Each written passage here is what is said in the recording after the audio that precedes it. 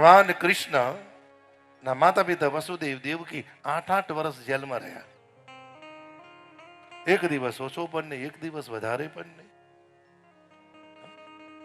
સાહેબ, જેને પરિસ્થિતિનું નિર્માણ કર્યું છે ને એ પરિણામનું પણ નિર્માણ કરે છે. નિશ્ચિત જ છે.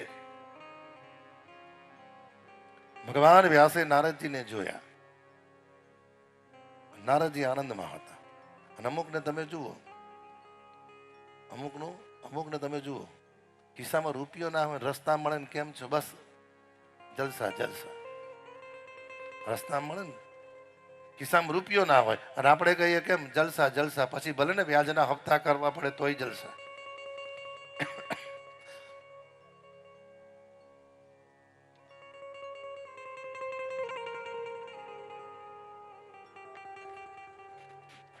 અને અમુકને ભગવાને ગમે તેટલું આપ્યું હોય ને, ગમે તેટલું આપ્યું, તમે જોજો રસ્તા મળે ને આપણે કે જય શ્રી કૃષ્ણ, બરાબર, બેરે બેરે જીવીએ છે. લે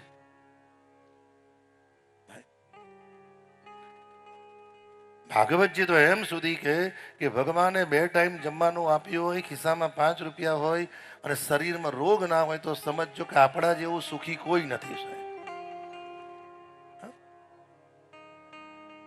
કોઈ નથી. દેવર્ષિ નારદને ભગવાન વ્યાસે પૂછ્યું, પ્રભુ આપણું જીવન મસ્ત કેમ છે? અને આમે તમે જુઓ, અમુક લોકો તમે જોજો ટેન્શન વગર જ જેવી પડશે એવી. અને એ વાત એ સાચી છે. વિના નથી કહેતા હું તો લગ્ન કરીને આવી, મારા બાને કોઈ ટેન્શન નહીં. બાઈ વિચાર કરે જેમ કરવું એમ કરો, મારે શું છે. ભગવાન વ્યાસે દેવર્ષિ નારદને પૂછ્યું કે હે ભગવાન નારદજી,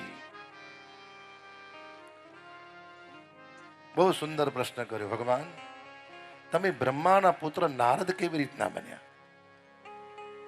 કારણ કે ગરીબનો છોકરો રાતોરાત કલેક્ટર થઈ જાય એટલે બધાને તકલીફ થાય. ખ્યાલ આવે? જેના વડીલો ખેતરમાં ડાળીઓ કરતા હોય અને એના છોકરા તમારે સીએ થાય, એના છોકરા પીએચડી થાય, આજુબાજુ તમને ખબર ના પડે તો ચોરીઓ કરીએ છે. લે ભાઈ, ભગવાન જેને બનાવવા માંગે છે ને એ તો કોર્પોરેશનની લાઇટના નીચે બેસીને બને છે ને તોય સાહેબ ચાર્ટર્ડ એકાઉન્ટન્ટ થઈ જાય છે. જેને કંઈક બનવું છે, કંઈક કરવું છે અને કંઈક જીવન બનાવવું છે ને એ કહ્યું ને ભાઈ, એ સ્થિતિ નહીં, પરિસ્થિતિ નહીં, એ તો સમયની તક ઝડપી લે છે.